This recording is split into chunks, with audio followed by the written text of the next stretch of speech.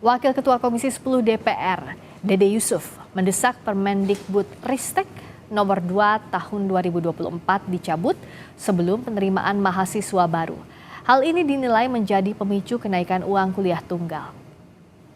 Ya, sebetulnya tadi kebetulan di dalam kami sudah menyampaikan, memang ketika respon ini adalah ada dua hal ya. Pertama PTNBH dan kedua adalah yang Permendikbud 02 2024 yang cukup bikin ramai, sehingga hasil kesimpulan kami sepakat kita mendesak pemerintah mencabut dan merevisi Permendikbud 02 2024 sebelum penerimaan mahasiswa baru. Nanti kami persilakan pemerintah untuk menanggapinya. Demikian, terima kasih. Hari ini Mendikbudristek bertemu anggota DPR soal kenaikan UKT yang dinilai tak wajar. DPR meminta Permendikbudristek nomor 2 tahun 2024 dicabut. Kita bahas bersama Wakil Ketua Komisi 10 DPR fraksi PKS, Abdul Fikri Fakih, bersama dengan dosen ITB, Donald C. Lantu. Selamat malam Pak Abdul Fikri dan juga Pak Donald. Malam, Mbak. Malam. Selamat malam, Assalamualaikum warahmatullahi wabarakatuh. Saya ke Pak Abdul Fikri terlebih dahulu. Sebenarnya kalau dari poin pembahasan hari ini, apa yang jadi poin evaluasi yang paling mendesak harus dilakukan, Pak? Iya, kalau ini saya ya. Ya, silakan Pak. Saya, karena saya kebetulan memimpin ketika BMSI datang. Jadi makanya saya juga secara pribadi dan sebagai pimpinan Komisi 10 berterima kasih kepada mahasiswa. Sesungguhnya selanjutnya kami berharap sebenarnya perguruan tinggi juga datang, karena tidak mesti ini kesalahan perguruan tinggi, dan saya kira tidak perlu juga ini kami tadi menekankan kepada Mas Menteri, karena ada yang gara-gara ke Komisi 10 atau mungkin mereka demo kemudian lantas dilaporkan ke polisi, ada juga yang diancam KIP kuliahnya mau dicabut dan sebagainya. Saya kira nggak perlu begitu, karena ini dengan adanya rame-rame tentang UKT, kenaikan UKT ini, saya kira momentum untuk mengevaluasi anggaran pendidikan yang tadi disampaikan, dipaparkan oleh Bu Sekjen, 665 itu 2024, 655 triliun itu ke Kemendikbudristek 97 triliun. Nah, ini katanya 15%, itu sekitar 15%. Nah, yang 52% itu dana transfer daerah.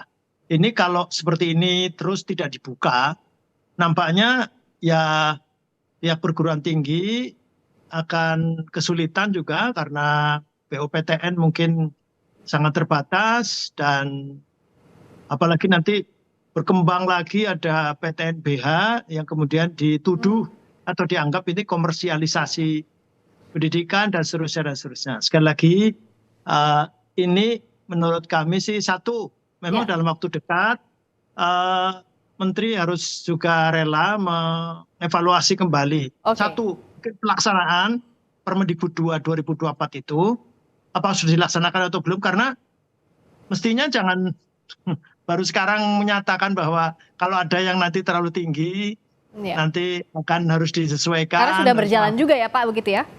Nah itu makanya mestinya kan di Permendikbud Ristek nomor 2 2024 ini pasal 8 itu harus dikonsultasikan, dan bahkan persetujuan Kementerian Pendidikan Budaya Riset dan Teknologi, sehingga mestinya tidak hanya sekarang. Sekali lagi tidak akan menyalahkan siapa-siapa, tetapi ini momentum untuk membongkar anggaran pendidikan yang nanti konon menurut Kemenkyu, Pak Bu Menteri kemarin, Bu Menteri Keuangan menyampaikan paparan di rapat paripurna akan naik lagi, bukan 665 tetapi 708,2 katanya. Oke, sebelum kita ke anggaran, saya ke Pak Daniel dulu. Pak Donald, bagaimana kalau di ITB untuk penetapan UKT-nya? Apa saja masalah yang sudah muncul saat ini dan perlu dievaluasi, Pak Donald? Ya, ini mungkin terkait dengan itu ya, Mbak. Kalau saya mungkin kurang sependapat dengan komersialisasi pendidikan. Jadi mungkin ini lebih kayak ketidakberdayaan ya, ketidakberdayaan pendidikan. Itu mungkin yang harus kita catat. karena ada satu kekuatan besar di balik ini yang mungkin kita perlu evaluasi, bongkar, atau kita perbaiki ya. Jadi ini udah kayak seperti tips of the iceberg. Yang kelihatan itu yang di atasnya gitu. Tapi sebenarnya di bawahnya yang gede ini yang perlu dievaluasi atau dibongkar tadi menurut Apa Bapak. itu, Pak? Nah, jadi ini yang pertama, tentu yang kita faktor luar makro itu inflasi ya. Inflasi tinggi ini berapa tahun terakhir itu daya beli masyarakat itu melemah. Yang di bawah mungkin dibantu, yang di atas mungkin punya kemampuan, tapi yang di tengah nih Pak yang paling kejepit gitu ya. Makanya walaupun sebenarnya porsi yang golongan 1 dan 2 itu diperbesar, tapi kan yang di tengahnya ini yang kemudian menjadi makin kecil gitu ya. Jadi ini juga tentu satu hal yang harus diperhatikan.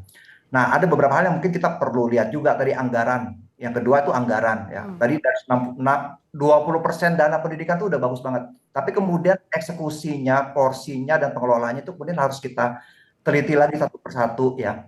Jadi dari 665 itu cuma 13% yang ke Kemendikbud Ristek.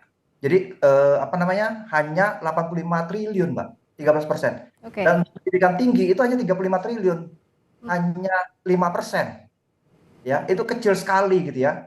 Bagaimana kemudian kita bisa melihat bahwa sementara kita punya cita-cita untuk menciptakan generasi emas 2045. Tapi tadi data kita sangat mengecewakan ya. Ya. Bahwa rakyat kita yang hanya menikmati pendidikan tinggi dari D3 sampai S3 itu hanya 6%. Yang lulus S1 S2 dan S3 itu hanya 0,45%. Ya kan? Tadi lulusan SMA 6,71%. Yang masuk kuliah itu cuma 30%, Mbak. Ya, ini jauh dari harapan. Artinya kan ini bukan generasi emas kalau kita seperti ini datanya. Ini generasi cemas, ya kan? Jadi harus kita perjuangkan agar kemudian kementerian ini di-empower gitu ya, untuk bisa jangan sampai tadi bahwa saya mengerti kenapa Bu Cici punya pendapat tadi tersier. Itu karena ketidakberdayaan dengan melihat anggaran itu gitu ya. Hingga kemudian kementerian tidak bisa membuat ini menjadi sesuatu yang wajib. Nah, dalam penerapannya, oke. Yang ketiga sebenarnya juga kita perguruan tinggi negeri juga harus dievaluasi ya. Yang pertama efisiensi dan pengelolaan anggarannya, Mbak. Ini yang juga tentu masih rendah ya, produktivitasnya masih rendah. Oke. Yang kedua juga tentu ini yang harus dicatat bahwa kita ini selama ini perguruan tinggi negeri itu hanya mengandalkan pendapatannya itu dari UKT, dari tuition fee. Oke. Itu tuh rapuh, ya kan? Ya. Jadi sangat bergantung sama pemerintah. Begitu BOPTN-nya tidak bisa dipenuhi, kemudian satu-satunya cara dinaikkan, ya kan? Ya. Tapi kan kalau kita benchmark ke luar negeri, Mbak, itu di luar negeri itu kan sumber pendapatannya banyak. Bahkan UKT atau tuition fee itu porsinya tuh di bawah 50%. Ya. Karena dia punya dari penggunaan aset, punya dana abadi dari alumni, dari training and konsultasi, sehingga kemudian itu bisa menutupi subsidi dari biaya kuliah. Nah, itu ada biaya, mereka tidak harus menaikkan biaya kuliahnya. Nah, ini yang harus kemudian dipikirkan diversifikasi pendapatan. Dan yang terakhir itu bagaimana kemudian dosen bisa didorong untuk menciptakan nilai tambah. Jangan hanya kemudian dosen itu didorong untuk melakukan pekerjaan-pekerjaan administratif. Beban-beban administratif itu terlalu berat sekarang. Tapi malah kalau bisa kita dorong dosen itu riset. Kalau bisa menang Nobel gitu ya. Kasih riset, grand riset yang mungkin cukup besar, cukup panjang, sehingga mereka punya daya tambah yang tinggi. Nah, kira-kira seperti itu. Jadi kita perlu benahi ya. Nah, tadi menarik kalau soal BOPTN, Pak Fikri. Dalam pelaksanaannya biaya operasional perguruan tinggi negeri ini apa sih yang jadi kendala di lapangan dalam pelaksanaannya yang harus dievaluasi kalau menurut DPR? Dan ini kan perlu evaluasi cepat karena kan tahun ajaran baru terus berkembang. Sementara kalau tadi Pak Donald bilang sejauh ini kita masih bergantung sama UKT, jadi otomatis yang dibebankannya adalah mahasiswa. Nah, ini bagaimana Pak Fikri? Ya, ini kelemahan dari sistem pembahasan anggaran yang terpisah-pisah. Jadi makronya itu ada di Banggar, kemudian per sektor ada di kemitraan dengan komisi, sehingga komisi 10 ya dengan Kemendikbudristek jatahnya 2024 97 triliun ya sudah itu saja. Kemudian juga tidak sampai satuan 3, sehingga sesungguhnya ketika ada masalah UKT ada apa ini kita tahunya dari publik, bukan dibahas di DPR. Nah, sehingga gimana BUPTN tidak cukup. Nah, ternyata tidak cukup. Nah, kalau kemudian andalannya UKT ini berbahaya. Kemudian juga akhirnya solusinya ada PTNBH yang mandiri. Ternyata PTNBH maupun yang bukan PTNBH itu juga sama. Tetap yang maju BMSI kemarin yang ke Komisi 10 itu ada yang PTNBH, ada yang non PTNBH, dua-duanya UKT-nya naik.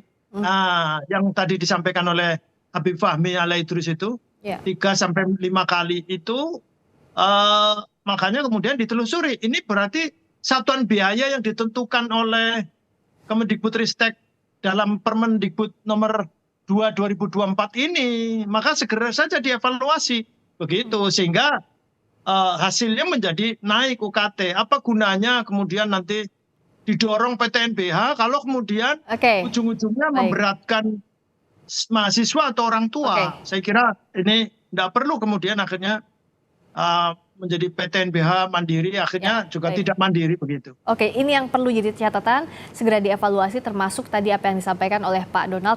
Semoga ini ada jalan tengahnya segera karena waktu terus berjalan, jangan sampai nanti ada mahasiswa yang gagal untuk berkuliah karena UKT yang mahal dan tadi banyak sekali masalah puncak gunung es yang harus diselesaikan segera. Terima kasih Pak Abdul Fikri Fakih, Wakil Ketua Komisi 10 DPR. Terima kasih Pak Donald Celantu, dosen ITB telah bergabung di Sapa Indonesia Malam. Selamat malam.